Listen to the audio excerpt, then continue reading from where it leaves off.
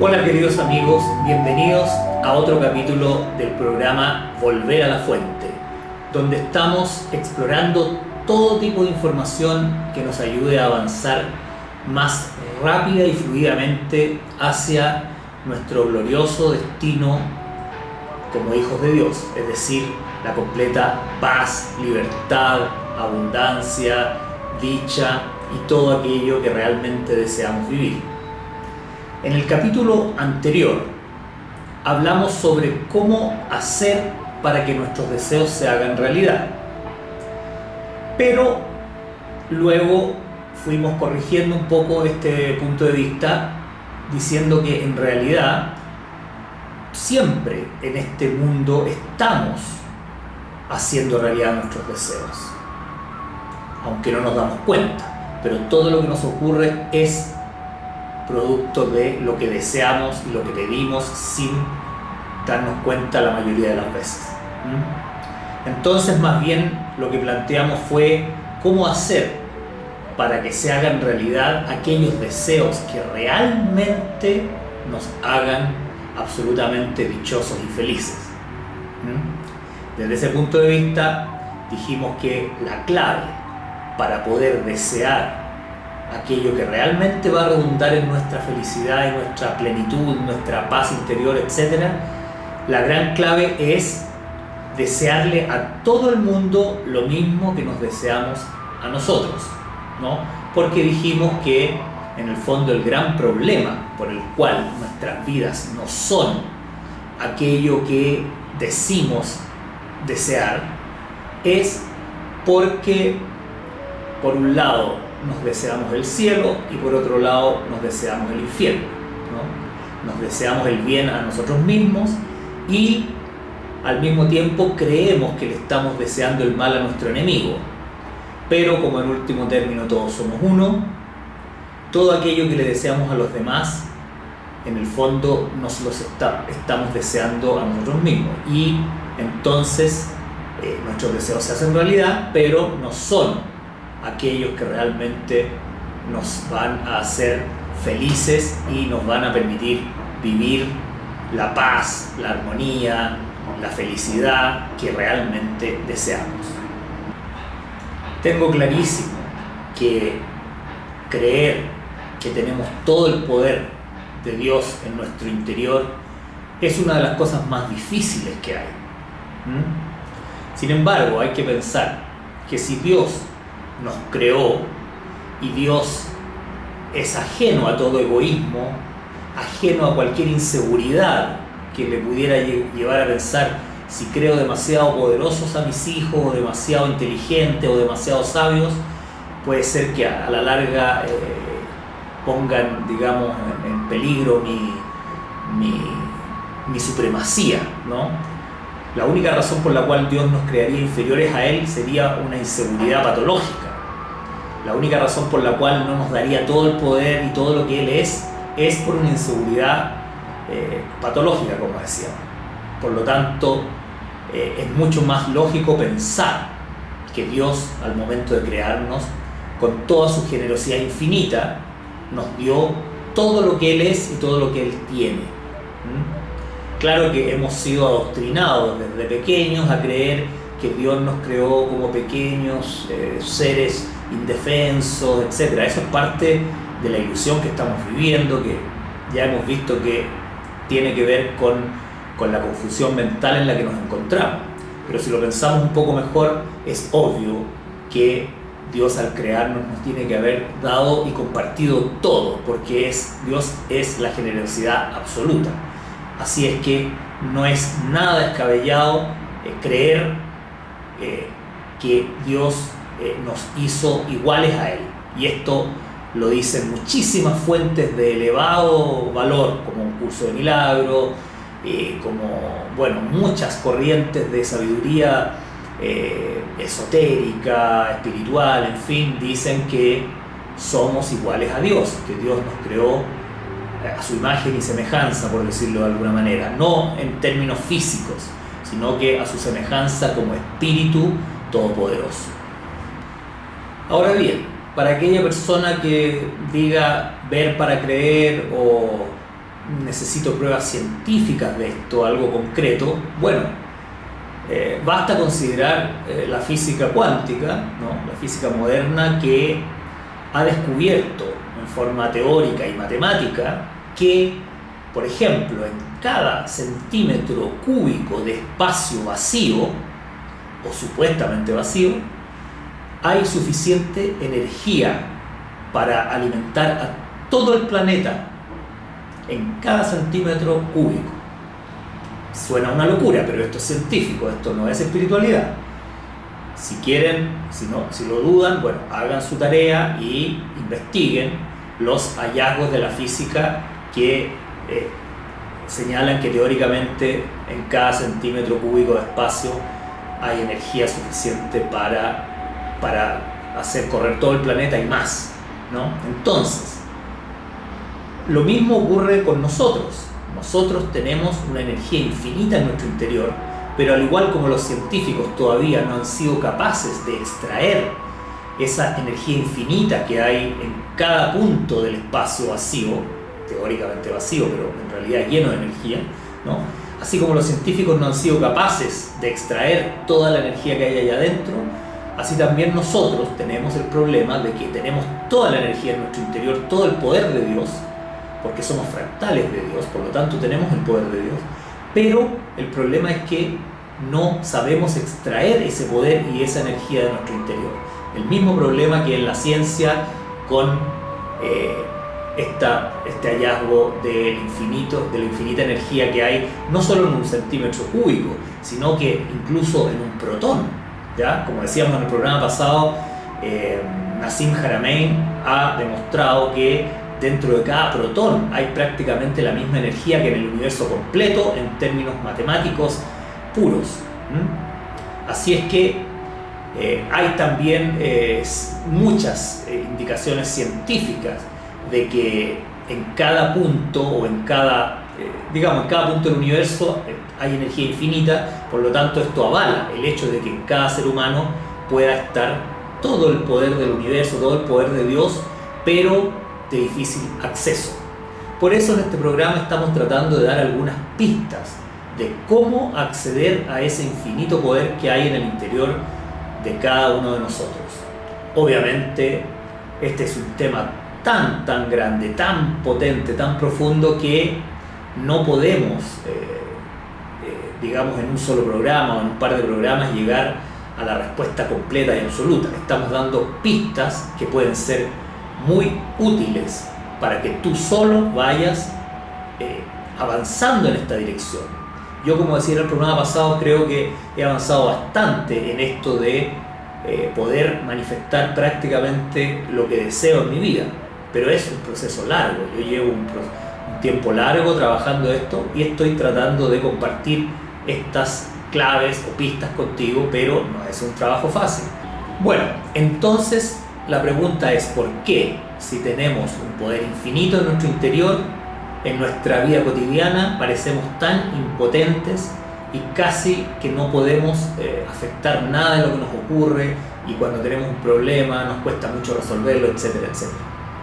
Entonces, pensemos esto, ya que estamos tratando de apoyarnos un poco en la ciencia, pensémoslo como en vectores.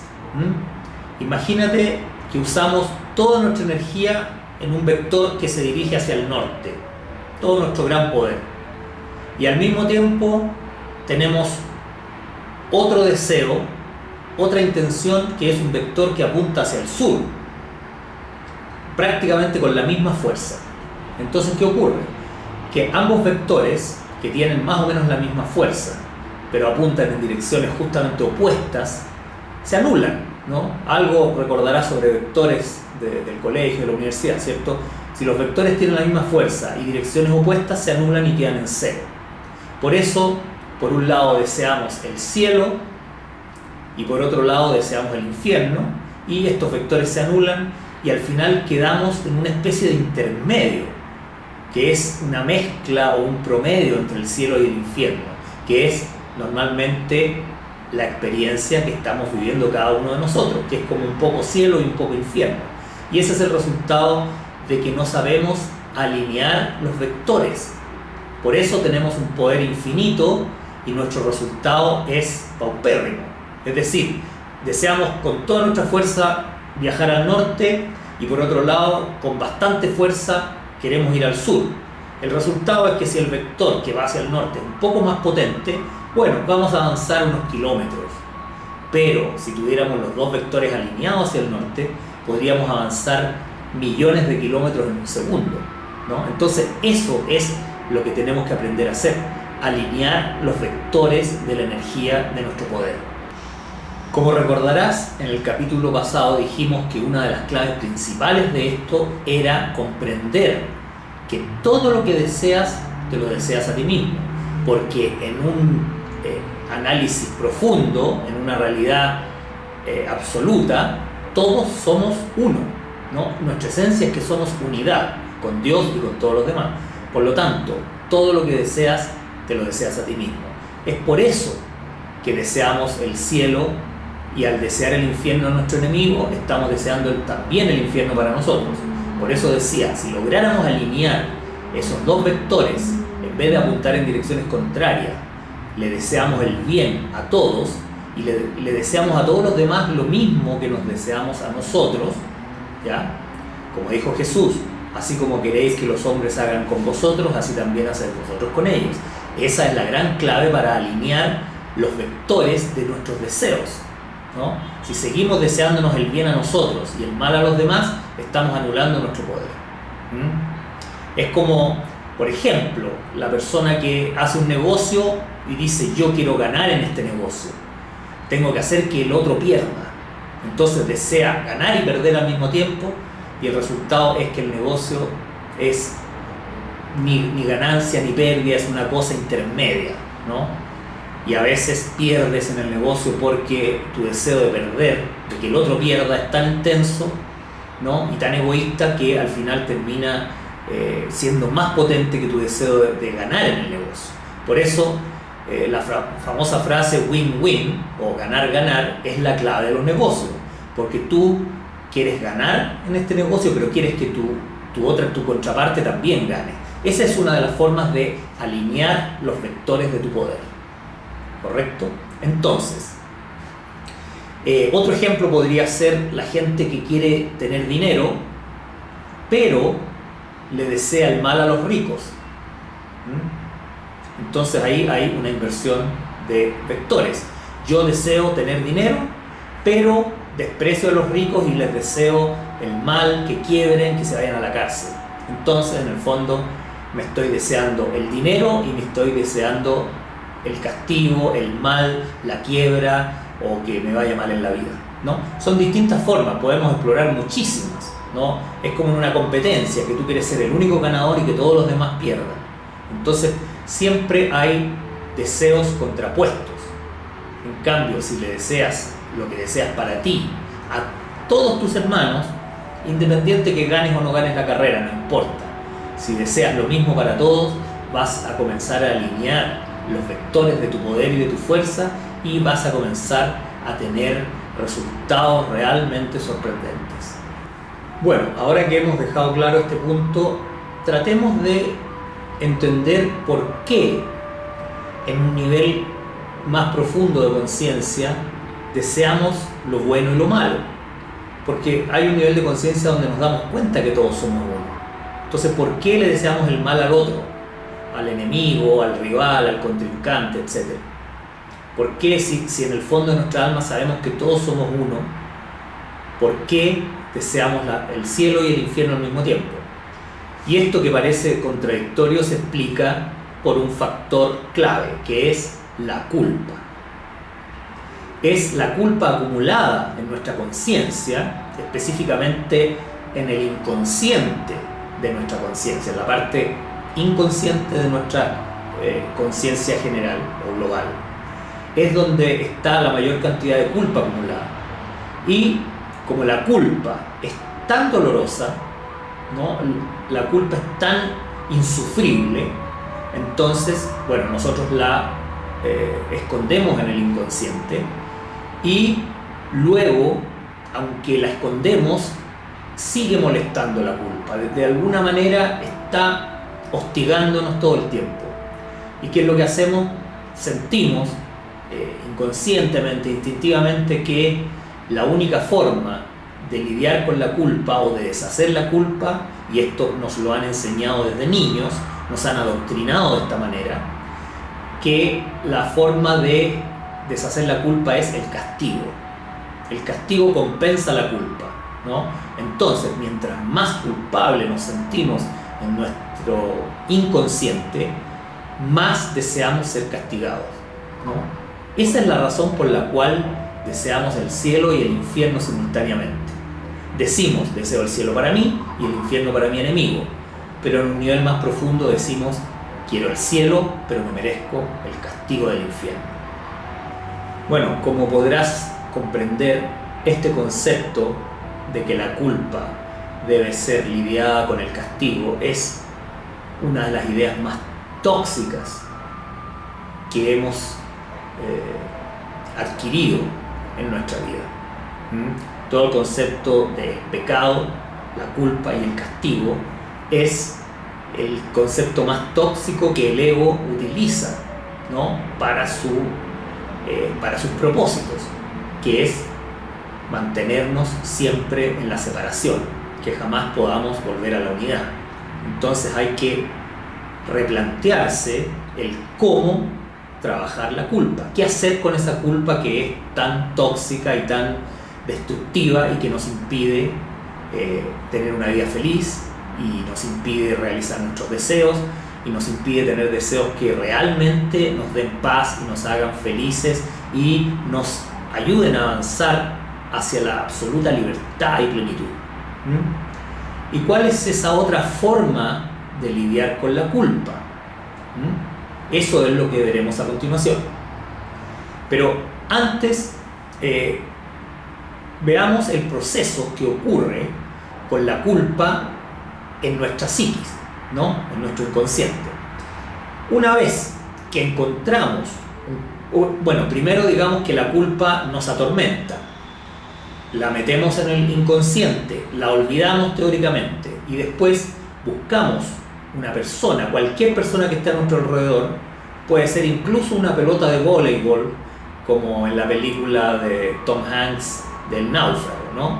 Donde no había nadie con donde proyectar la culpa y Tom Hanks comienza a tener discusiones y peleas con la única cosa que más o menos se podía parecer a un ser humano, que era una pelota de voleibol que le dibuja ojos y labios, todo, ¿recuerdan? Bueno, entonces elegimos cualquier persona, y si no hay persona podemos elegir un objeto, una imagen, cualquier cosa, para proyectar esa culpa que está en nuestro inconsciente y poder transferirla a un otro, ¿no? Entonces, una vez que esa abyecta y dolorosa culpa parece estar en el otro, ¿no? Están las condiciones dadas para proyectar también nuestro deseo de castigo, porque tenemos, digamos, tenemos grabado en nuestra conciencia que la culpa se disuelve solamente con el castigo. Entonces, proyectamos también, luego de haber proyectado la culpa sobre el otro, proyectamos nuestro castigo, o sea, nuestros juicios, nuestro deseo de castigo, y, como decíamos antes, todo deseo se vuelve contra nosotros, porque en realidad todo deseo es dirigido hacia nosotros mismos. Entonces, ¿cómo hacer para salir de este círculo vicioso? Bueno, ya lo dijimos antes, una fórmula es desearle a los demás lo mismo que te deseas a ti, ese gran consejo de Jesús. Ahora bien, si aún sabiendo que todo mal deseo que tienes va a caer sobre ti, ¿no? Y aún así no puedes evitar tener resentimientos o sentir rabia o ira hacia otras personas, a pesar de que sabes que toda esa rabia y esa ira va a ir directamente en tu contra, pero aún así no lo puedes evitar, que es prácticamente lo que le pasa a todo ser humano, porque aunque sepas que la rabia, la ira y el odio te va a castigar a ti mismo, igual es muy difícil no sentirlo en algún momento de la vida, ¿no? Siempre hay situaciones que nos gatillan una ira, una rabia que no podemos controlar. Entonces, ¿Cómo hacer para desarrollar un proceso de deshacimiento de la culpa? O que también podemos llamar proceso de perdón, porque esa es la gran alternativa al castigo. ¿Ves? El deshacimiento de la culpa a través del perdón y la aceptación. Esta es la gran clave. Bueno, entonces, si no eres capaz de desearle el bien a todo el mundo, el proceso de deshacimiento de la culpa te ayudará a cambiar esa situación, ¿no? Poco a poco. Pues no cabe duda que la culpa acumulada en tu conciencia es la que te impide desearle el bien a todos los demás. No es lo que los demás hacen. Todos creemos que no, es que lo que hizo me sacó de quicio, es que lo que dijo, es que la actitud que tiene, es que la forma... No, eso es solo una excusa para, digamos, manifestar la frustración que tenemos en nuestro interior hacia nosotros mismos. Nunca es el otro el que provoca tu ira. El otro simplemente la gatilla. Es una especie de ayuda incluso para que aflore esa tremenda frustración, ira y odio que en el fondo tenemos hacia nosotros mismos. Entonces, en un curso de milagro, por ejemplo, en el capítulo 4 dice: si te sigues sintiendo culpable es porque tu ego sigue al mando, ya que solo el ego puede experimentar culpabilidad. Aquí hay una clave importante también. O sea, hay que reconocer que es el ego el que te lleva al castigo, ¿no? Porque al ego le conviene el castigo porque te separa de los demás. Y el ego es separación. El ego es la idea de que estamos todos separados, que es en el fondo lo que provoca esta experiencia humana que estamos viviendo, donde parece que cada uno está por su cuenta y que esto es una jungla y que estamos como lobos entre lobos, ¿no? Y cada uno cuidando su territorio y cada uno tratando de defenderse y atacando a la posible, digamos, la posible amenaza que vemos por aquí y por allá. En fin, toda esta historia del mundo como una jauría de lobos es lo que el ego ha hecho de este mundo. Bueno, en este tema es tremendamente importante recordar siempre que la mayor parte de nuestra culpa está en nuestro inconsciente. El problema es que al proyectarla en el otro, para creer que nos estamos deshaciendo de la culpa, ¿no? Como no queremos lidiar con nuestra culpa, la reprimimos, después la proyectamos sobre el otro, y el problema es que al ver nuestra culpa como si estuviera en otra persona, esto nos lleva a varios problemas bastante serios. Por ejemplo, punto número 1, no vemos la conveniencia directa de deshacer la culpa. Dijimos antes que todo el problema humano está en la culpa y que la solución a todos nuestros problemas es deshacer la culpa. Pero si vemos nuestra culpa en otra persona o en otra gente o en otro grupo, ¿qué ocurre? Que no vemos la conveniencia de deshacer esa culpa, porque total no es mía. Punto muy importante. Punto número 2, no ves mayor inconveniente en que esa culpa reciba un justo y duro castigo. Porque como está en el otro, ¿qué me importa a mí que esa persona reciba las penas del infierno? Punto 3. ¿Crees que el castigo al otro aliviará la ira que sientes al observar esa culpa? ¿No?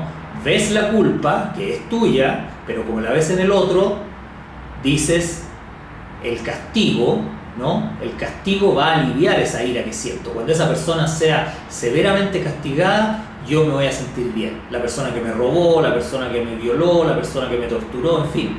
Cuando yo la vea castigada, voy a estar en paz. Gran engaño del ego, porque en el fondo el castigo de esa persona es el tuyo. Vas a ser tú el castigado. Pero como la culpa la ves en el otro, crees que el otro va a sufrir y tú no. Craso error, un gran engaño del ego, muy ingenioso, pero que hay que darse cuenta que es una de las claves de por qué tenemos tantos problemas como seres humanos, por todos estos puntos. Punto 4. ¿Crees que tu duro juicio sobre la persona donde estás viendo la culpa te alejará de él y por lo tanto de su nefasta culpabilidad? Como ves tu culpa en el otro, crees que al condenarla, ¿no? Y al enjuiciarla duramente, tú te vas a separar definitivamente de esa persona, no vas a saber nada más, la vas a poner en la lista negra, la vas a alejar de tu vida y crees que con eso estás alejando la culpa. Graso error, porque la culpa es tuya. Estás alejando a tu hermano y por lo tanto tu culpa la estás alejando de tu vista y eso va a ser cada vez más difícil que algún día la deshagas y vas a seguir en el eterno problema humano de la depresión, de la enfermedad, de la tristeza, de la pobreza, en fin, ¿no? Fíjate cómo estas tramas del ego son increíblemente ingeniosas e increíblemente dañinas. Y punto 5, tu ego asegura su existencia separándote de tu hermano, que es lo que decíamos recién. O sea, el ego logra su gran misión al hacer que tú proyectes tu culpa en el otro, condenes al otro, lo alejes de ti, porque el ego vive mientras tú estés separado. El día que tú dejes de estar separado y te unas a tus hermanos, el ego muere. Y el ego no quiere morir. El ego quiere que tú mueras, pero no él. Como vemos, el ego ha armado un complejo constructo, un tinglado macabro, ¿no? Para que jamás volvamos a la unidad, jamás volvamos a la plenitud, jamás volvamos a la fuente, que es el nombre de este programa, volver a la fuente. Pero el ego es el gran enemigo de este objetivo que es volver a la fuente.